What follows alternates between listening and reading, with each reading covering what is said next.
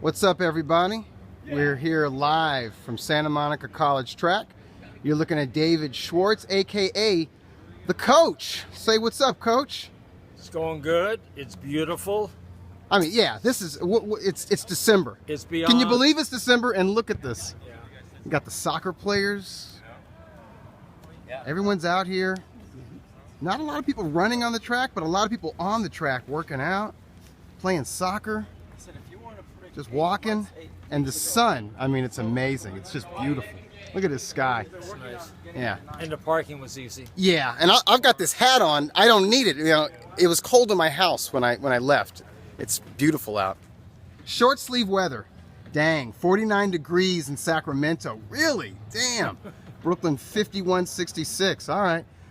Yeah, I'm a weather wimp. I grew up in Ohio and Missouri. We had winters, you know. We had snow, we had cold, and I've lost my ability to tolerate any kind of cold. When it dips under 70 degrees, seriously, if it's 66 degrees in my house, I'm freezing. Well, you know, this week it got really cold. Yeah. So I looked to see what the temperature was. It was 67. Yeah. And it was freezing. Yeah. Now, if you're from Boston, you're walking around butt naked. Right. You're rollerblading naked outside in that kind of weather. You revel in it, but it is what it is. Anyway, what you got for me, I Coach? got a few questions, so I'm going to go back to the sort of the same topics we had last week. I'm going to give you the name of the fighter. Hold on. A guy named Iron Jake says, does Foreman Lara have a chance to be better than Foreman Lyle? LOL. Have you heard about that? No. Arislandi Lara versus Yuri Foreman. I think Lou DiBella is trying to make that fight in New York or something like that. Yeah. Nothing will happen. That won't be boxing. That will be interpretive dance. You know, that nobody's going to get hurt. I mean, it's kind of like the pugilist for peace. It's like a pacifist kind of thing. But it should be definitely on pay-per-view. And a real high price. Yes, why not? And speaking of pay-per-view, I know people are really upset about Triple G and Jacob Smith might be on pay-per-view. Right. I'm all for it. I mean, to make the fight, the one thing that I would suggest... Well, listen, this is what you got when you overpay somebody. That money's got to come from somewhere. It's the only way. That was the only way the fight was going to happen. But this is what I would do, though. Instead of making it like $70, I think if they made it like $39.95 for regular and $49.95 for the high HD, def, yeah. I think they'd get a lot more people. Yeah. Everyone would be happier, and I think they'd probably make more money. Yeah, I think fans would appreciate the gesture. Yeah. You know what I mean? And the Tom gesture, Loeffler's into that, too. Yeah. He's into it. He's not trying to squeeze every dollar out. Yeah. They just have to do it so it makes sense. Right. So they know how to do those numbers. Anyway, it looks like that's going to happen in March. I hope so. As soon as it's announced, I'm going to book my tickets. It's going to be a fun weekend, yeah. I guess maybe St. Patrick's Day week, yeah. I mean, Tom Loeffler's, he's incredible. No one else could put this together. It's awesome. Because Jacobs definitely doesn't want to fight him. Well, if he gets in there, he gets in there with him. We got to give him his credit. It's interesting. So anyway, so the subject's the same. I'm going to name the fighter. I want you to give me their record, when they're born, their real name, their debut, and their alias. And I'm going to start with Tony Zale. Tony Zale? You want me to tell you when he was born? I'd like you when he was born, what his record is. I have no idea. Gosh, he must have been. I mean, he was champion. I think like in the late 30s, and then his reign was interrupted by World War II, and then he resumed his career, and he was a popular fighter definitely in the 40s because he had that trilogy with Rocky Graziano. That was all 40s. So, and that was after World War II. So Zale wasn't the same. So, I mean, I'm going to say he was born in the teens, probably. Yeah, exactly. I'm going to say like, you know, like. I think that's close enough. Yeah, close enough. Yeah. I'm going to say the 19-teens. But he's from Indiana. Yeah. What city? Gary. Yep. Yeah, Gary, Indiana. Okay. So he was born on in 2000 he was born in 14. Yeah, that makes sense. Okay. He's born in 14 May 29th. What's his real name? Oh, I have no idea. Anthony. Yes, I'm going to say his last name starts with the letter Z. Yeah. But it's a lot longer than Zale and a lot more ethnic sounding. Yeah. What is it? Zaleski. Zaleski. I like that. So it's just Zale with S-K-I. Yeah. So that's pretty good. Zaleski, yeah. Okay, when did he make his pro debut? Oh, geez. Well, probably in the 20s. No. Early 30s, probably. Yeah. I'm going to say 1934, 1933. Exactly. All right. 34. All right. You're doing okay. Yeah. And what's his alias? The Man of Steel. You got it. And here, you take this, Coach. I should be skipping Okay. rope. Yeah. Which you've already skipped rope. I think he's an underrated middleweight champ. I think he's an underrated all-time great.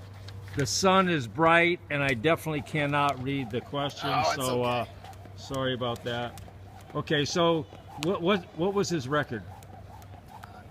I don't know. I'm going to say, he probably had around 50, 60 wins.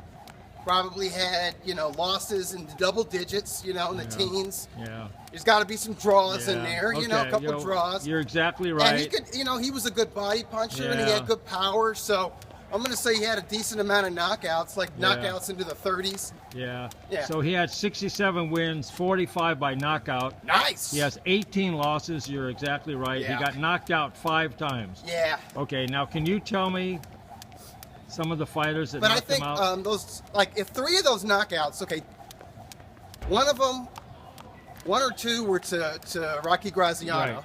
Right. And then the last one was to Marcel Cerdan. Right, exactly. You know what I mean? And Yeah. What year was that? and then I think a lot of those other knockouts was early in his career Yeah, when they he was. were. Yeah, he didn't have a manager or anything like you that. never heard of the other guys, but Yeah.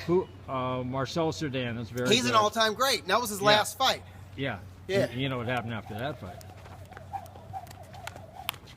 So what year did he fight Marcel Cerdan? I'm gonna say 1949. 48. Very 48, good. all right. Very good. Okay. No, it was late 40s. That was good. Okay. That's a past prime Tony Zale. That Okay. should be pointed out. Yeah. Okay, I'm going to give you Rocky Graziano. Rocky Graziano. I'm going to say Graziano was born in the early 1920s. Very close. 1919. All right. And And what was his alias? His alias was Rocky. The Rock. Oh, The Rock. Yeah, right. Okay, and what was his real name? Very popular guy. I don't know, Rocco something. You got it. Rocco Barbella. Rocco Barbella. Very good. Okay. These names sound good as they are. They didn't really need to change them, did they? Maybe they did.